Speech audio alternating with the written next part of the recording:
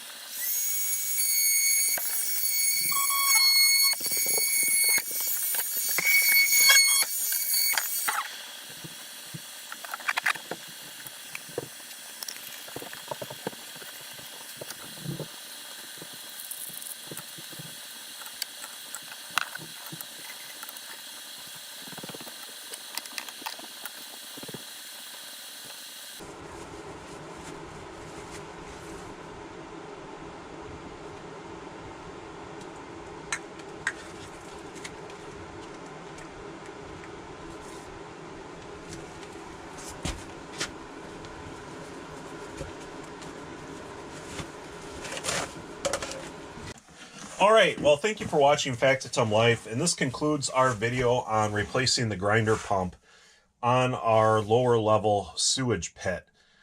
Unfortunately, during this video, it was very difficult to make discussion because of the smell. It was quite putrid, but really all we did was sort of just replace the existing pump with a new pump and plugged it in, and it worked. The one thing that I wanted to briefly discuss here was the minor upgrade that I did do. So when we went in to do this work, there was a rubber boot that connected the two pipes. Now, I'm not a plumber, so I'm not familiar exactly with the code that is out there and what is allowed and what is not allowed. But this rubber boot was slightly bloated out, and I'm going to call this a pressure line because this is where the line, the sewage comes up, goes out, goes into the actual pipe.